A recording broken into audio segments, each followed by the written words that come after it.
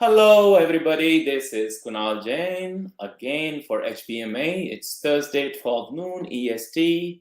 Well, first of all, happy Veterans Day. Happy Veterans Day to all of you, all of the listeners who are here online with us on LinkedIn, Facebook, and YouTube. So, today we are going to cover a very important topic. As of January 1st, 2022, you must have heard that No Surprise Act is going to be implemented across the board. I'll give you a little background what it is. We run a medical billing company, so are a lot of our members, and it happens quite often, and especially when you do the billing for hospitalists or you do the billing for anesthesia, pain, surgery centers, when patients are out of network. And when they are out of network, what happens, they receive a balanced billing statements, and which differs from in-network rates or Medicare rates. They all are the rates which is everywhere else, and patients have no idea who decides about the cost of care they received in surgery center or hospital as a out-of-network patient. As a result of that, a lot of these patients they face a challenge of paying that bill for balance billing, and they are not very happy about it. So in order to handle that situation, there was a pending bill for a long time, which is called No Surprise Act. It was introduced recently, and I'm very glad to invite two of very wonderful friends, HBMA friends, and longtime HBMA friends who have been doing advocacy work at the Capitol, Washington, D.C., and they have been actively involved into understanding these laws and acts more than anyone out here. So today, my guests are going to be Bill Finner-Frock and Matt Reiner. So I'm going to invite Bill. He's going to give us a little bit runaround, and he's going to give us a little bit idea what we are talking about when this bill comes out, how it is going to impact physicians, how it is going to impact insurance companies, and moreover, how we are going to find a way to understand this complex process, complex billing, to make our patients happy, because at the end of the day, it's our patients which matters most. So with this, I'm going to invite Bill, and thank you, Bill, and here you are. Bill, thank you, Kunal. welcome, Bill, again to our Thanks. HBMA Live. Thank you, and thanks for having me and Matt on for today's program. And we appreciate the opportunity to talk to you about some of the details of the No Surprises Act, which have recently been issued by the federal government, and as you noted, takes effect on January 1. I think it's important to point out that, as you indicated, these are situations where patients are receiving care from an out-of-network provider. But it's specific situations within that where this applies. It is where the patient ends up receiving care from an out-of-network provider, either inadvertently or unknowingly to the patient. So there are different examples, I think, that are typical of the situation. One might be where a patient is in a car accident, for example, and is taken to the nearest ER, and that ER, the doctors who are in the ER or the ER itself is not in network. The patient obviously didn't have any choice in going to that hospital. It was medically necessary that they go to the nearest facility. And so what the law says is that patient should not be held financially liable for out-of-network expenses because they got care at an out-of-network provider. Another common scenario is a patient, for example, needs to have surgery. And they look and they go to an in-network hospital and they arrange to have surgery by an in-network surgeon, only to find out that the anesthesiologist, who the patient had no control over, was out of network for that plan, and suddenly the patient gets an out-of-network bill from the anesthesiologist. And so what the law says is, in these situations where the patient was not part of a decision-making, the patient is held harmless. There is no financial obligation for that patient beyond what he or she would have been obligated had they gone to an in-network provider. But what that leaves, however, is a decision or a situation where you now have the provider, the physician, or the hospital who feels that he or she is owed more money than what they've received from the health plan and the patient because they're out of network. And the health plan is saying, well, that's all we're going to pay. And so, what the No Surprises Act does is it establishes a mechanism through which you can resolve a dispute between a physician or a hospital who says, we believe we're entitled to X, and the health plan who says, no, we only believe you're entitled to Y. And this is what it's called an independent dispute resolution process. And so, we can, I don't know how much detail you want to go into Yeah, on. so no, this is, I was reading through the 7-page law. I mean, it's a very complex law. I saw it. It has a lot of moving parts. Mhm. To me, as a layman, or it sounds like that it's going to be a physician's office and insurance company. They're going to sit on a negotiation table. They're going to have a conversation or some kind of settlement every time they have a patient which is out of network. So that's a very complex process, and especially when you have like $1,000 bill, $500 bill. Sure. So to me, it sounds very complex. What do you think about it? I think at the initial stages, because it's new, there may be a certain level of complexity. But you're right that what it says is initially what the law says is we want the doctor and we want the health plan to try and resolve this through a conversation. Now, whether it's sitting down and actually negotiating or emailing back and forth, the doctor says, I think I'm entitled to, $1,000, and the health plan says, no, we only think you're entitled to 500, and we can't come to a resolution.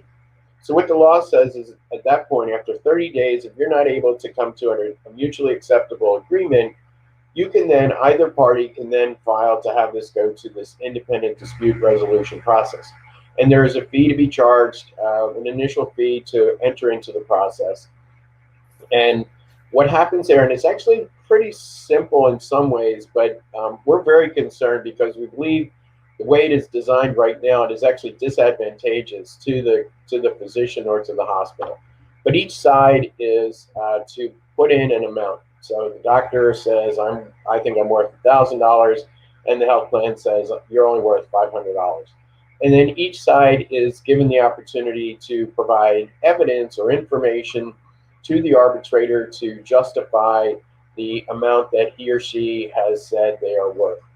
The arbitrator is then to take that information, review it, and here's where it gets disadvantageous.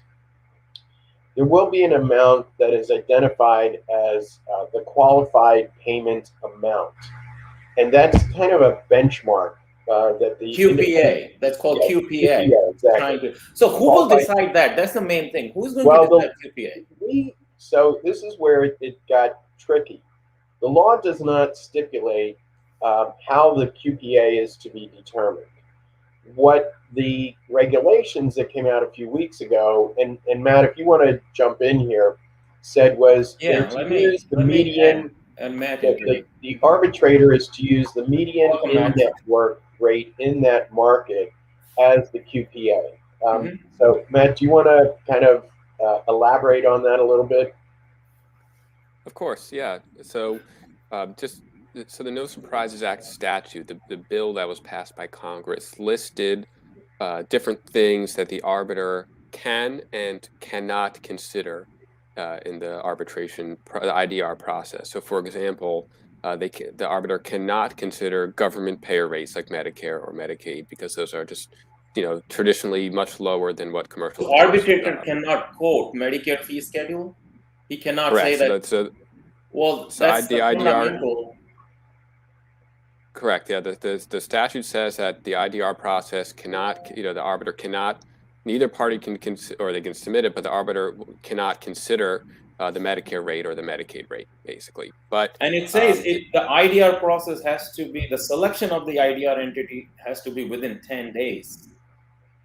So yeah, so I'll come back to that part in one second, but So again, the statute lists the different criteria, the different things that the arbiter can and cannot consider. So one of the things is the QPA, and it lets CMS really define what that QPA is. And CMS decided to define it as the median in-network rate, and took an interesting way of defining the median in-network rate, which I'll come back to later. But it went a step further than the statute, because the statute just listed what you can and cannot consider. It didn't say either any of these things have more or less weight than each other.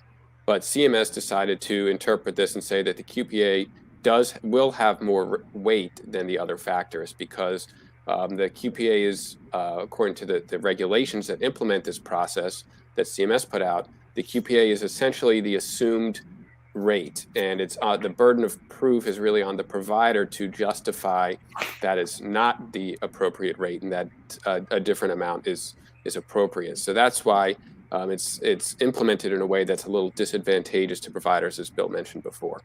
Right. So QPA is going to be a tricky, because that's the tricky part. And do you think billing companies or RCM companies or software companies, this is an opportunity for them to come up with some kind of tool or technology which will help coming up with a standard QPA or something like a fee schedule or something which is like, I see this as a huge opportunity for innovators, for technology, but at the same time, it also makes the process complex for physicians. Right. Well, within your own client base, you can certainly, review the fee schedules you have for your clients and such. I mean, the challenge here is that, they're trusting the health plans to be honest about what the median rates are. And there's not enough transparency around that, so it's not always clear. And also, what they're essentially saying is they're looking at all the different contracted rates in the market, and it doesn't matter if one of those practices has 100 physicians and another one has 2 physicians. They're going to look at each of those data points essentially evenly, and so that's just not necessarily, it's the median rate that's out there, but it's not necessarily reflective of the market share and such that exists. So and it's going to be tough to put out a tool that's reflective of the market as a whole, but at least looking at your own client base, you should be able to hopefully have some of that information available. And then the last thing I'll add is there's a transparency component to this. So all of the results of the IDR proceedings will be published. I think it's every 6 months. It could maybe every month. But either way, pretty public domain. And so as they're published, everyone can see what's the determinations are, and hopefully that will kind of set a bit of a precedent, so you kind of know what the arbitration, the going rate is, if you will, for the arbitration. But I think that the concern on the part of the provider community is that this process is really set up in a way that is advantageous to the payers, with the intent of driving down the price of what a clinician or a provider can expect. Absolutely. And that's where it becomes disadvantageous. It is not a level playing field, we don't believe, when you go into this IDR. It's not as though each side is just presenting independent. It's that this QPA has been built into it in a way that is going to be, because as Matt said, we don't know when the health plans come in and say, well, this is the average, this is the median of what we're contracting. We just have to trust that whatever number they throw out there is accurate, because we don't have access to their contracts, their information. And are you prepared to, on behalf of your clients, are you prepared to trust whatever a health plan tells you they're willing to pay, or what their median rates are? I don't think most people are there with regard to their confidence in the truthfulness of health plans. No, we're already hearing. Yeah. Sorry, go ahead. Go ahead, Matt. We're already hearing it's a little disruptive, or it's having larger disruptions, because health plans are coming back now to providers with new contracts with much lower rates, because they know that they have leverage in those negotiations. Because hey, if you're out of network, I have the health plan knows they're most likely going to only have to pay this median in-network rate. So they're trying to drive down that median in-network rate prior to the law commencing, so that If things had stayed the same, let's just say in a made up number, median in-network rate for a service might have been $150. But now because they're renegotiating the contracts, they're driving that down. Maybe in 2022, the median in-network rate for that same exact service is now going to be $120. So these are the kinds of games we're seeing. These are the kinds of concerns we have. And HBMA and other organizations are going back to CMS, going back to Congress and saying, wait a minute, we don't think that the way that you are implementing this law is consistent with congressional intent. Now, I don't know whether we're going to be successful at that. I mean, the problem with congressional intent is you can always go in and find, well, this member said this and this member said that, and who's reflective of intent. But I think there are serious concerns that this process is not a level playing field. It is not a level. I see that because by the timeline they have given, like within 30 days, you have to pick the IDR. Within 10 days, you have to respond. I mean, right now, when you have a timeline with 90 days and 60 days, it's very difficult for physicians to cope up with their billing, even with 6 months of the time when we are talking about out of network or even in network. So I'm just wondering within 60 days how they are going to have this settlement, and they are going to be smaller bills. They're not like a hospital $5,000 bill or $10,000 bill. I'm thinking about these hospitalists who are just seeing patients, anesthesiology, surgery centers where our patient has, out of state, he get injury. I mean, that money is going to be sitting there with the insurance companies forever. Well, and the other thing that we haven't touched on is, so when you decide to enter the process, as I said, there's kind of this initial, I think it's $50 filing fee. Right. But there are other costs, cost of the arbitrator, that are going to occur. And what the law says is the losing party has to pay the cost of the IDR process. So to your point, if you have an amount that's relatively small, you may not be inclined to challenge that, which means you're going to be forced to accept the simpler way.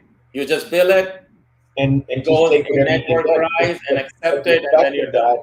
The effect of that is it's going to further drive down the payments for that service, because now that information gets entered into the data and say, oh, well, see, all these providers are accepting this.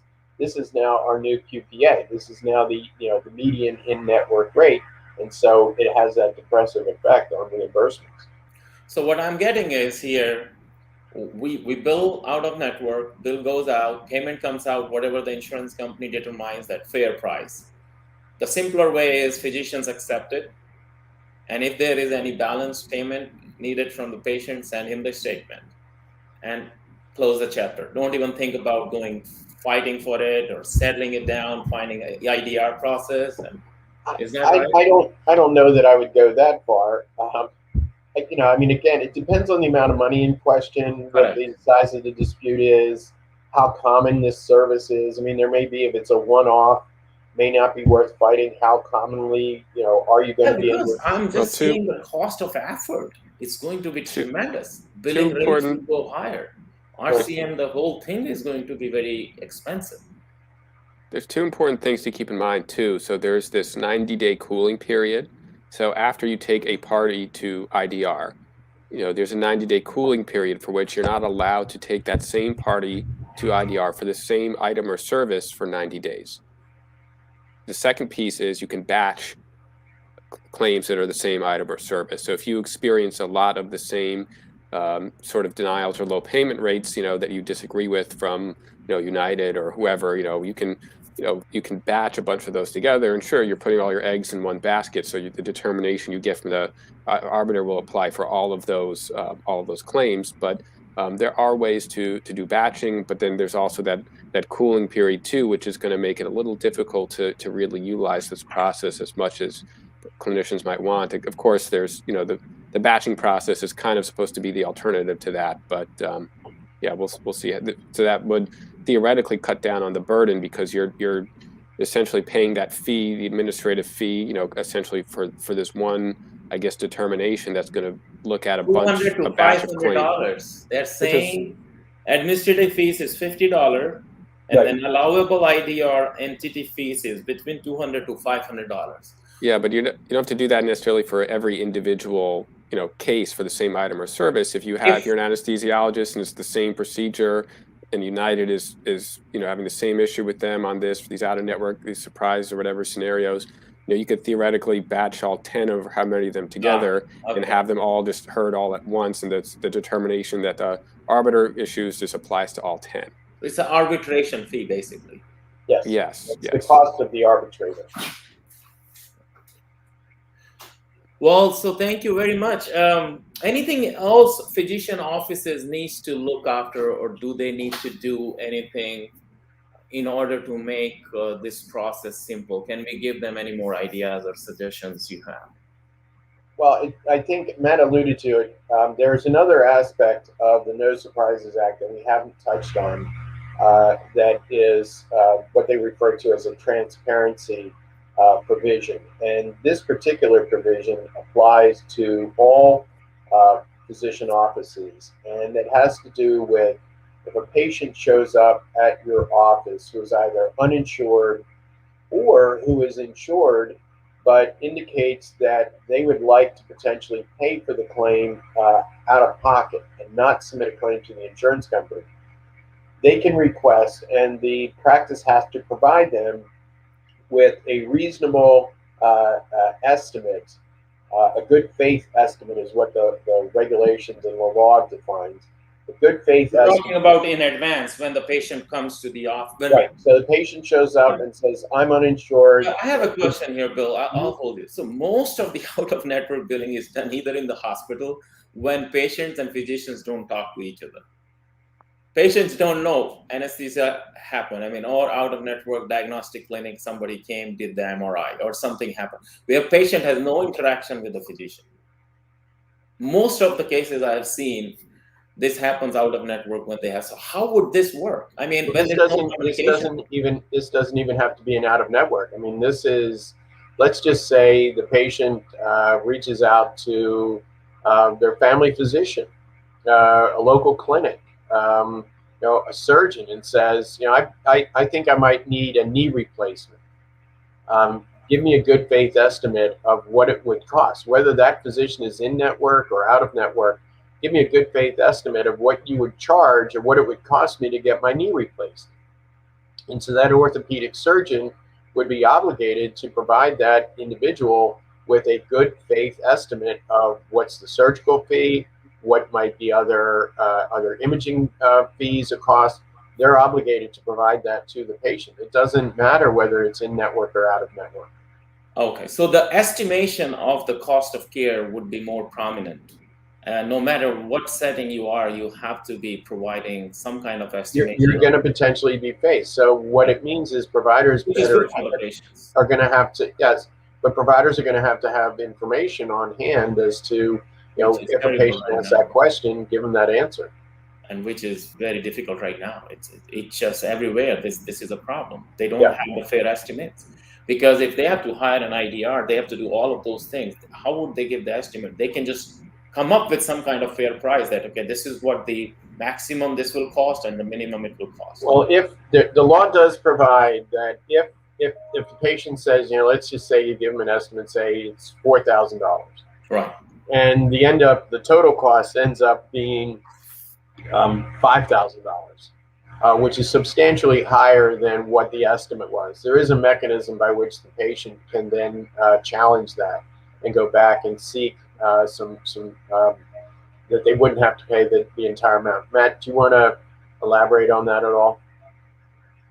Yeah, it's tough. Like Kunal, what you pointed out is that there are just some clinicians who just are not patient-facing, right? But this, I think it's just important to just, think of this No Surprises Act, piece in the provisions in different pieces. So the arbitration process that we were just talking about, I think it's important to remember that applies to the facilities, services that apply in defined facilities. So, hospitals, ambulatory surgical centers, not a freestanding emergency department. It's not a standalone physician office, but these transparency provisions do apply broadly. So if there's something that, you might be thinking, oh, well, that arbitration process doesn't apply to me. Well, this is something to be thinking about. And the law does kind of lay out templates for kind of how to disclose certain information that needs to be, because there's disclosures about, state surprise billing protections that might be available, and federal surprise billing protections that might be available. So that's a disclosure requirement that applies to everyone. You have this, the good faith estimate for self-pay in uninsured patients, which applies to everyone. And yeah, I think there's, throughout this whole process, as we were talking with Congress and policymakers on this, I think there was a bit of a disconnect in terms of this, how are non-patient facing clinicians really going to really do some of these, Let me ask you this. I'm also actively marketing HBMA. So I want to know how HBMA, on behalf of HBMA, you guys do. What do you guys do in Washington, D.C.? How do you guys advocate? I just want to understand the process, because a lot of people are going to listen this and they are going to be our members. They are interested to how, we can help them out and how these educational material is helpful for them. So there are two avenues of advocacy that we generally pursue with regard to efforts on behalf of HBMA. One is through the legislative process, and the other is through the regulatory process. The legislative process is usually it's the beginning. How is the law going to be written? What does it say? And so with regard to the No Surprises Act, we were very actively engaged with members of Congress, with the committees, about the various ways in which the No Surprises Act was going to be drafted. We had meetings. We took HBMA members up to meet with members of Congress, with committee staff, to articulate to them some of the concerns, some of the issues, some of the real world, the reality of what it is like on the business, the transactional side of healthcare. Most folks don't have a really good understanding of that. Even most of us as patients, we go in, we see the doctor, we get a bill, the insurance company pays it. We really don't understand that back office operation. So we engage at that level.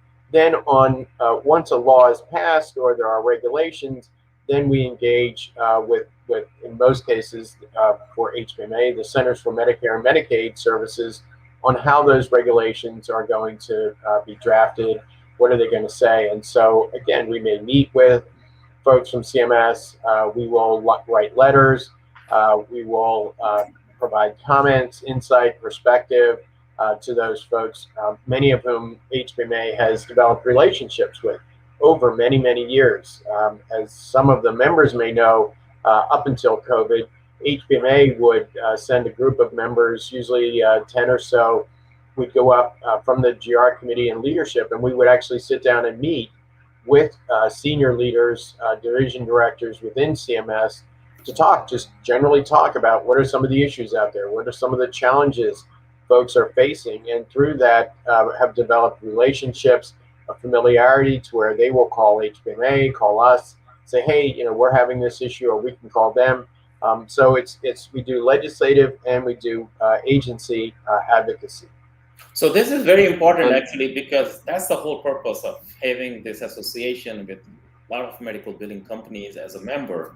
But we also need the support from physicians. So that if there are physicians who are listening us, we have a website called hbma.org. You can become members. You can get free help. These all resources are available to you. Like you are listening this live session today with Matt and Bill, the same thing will happen, continue to happen. We have weekly webinars. Your staff can get benefit out of those webinars.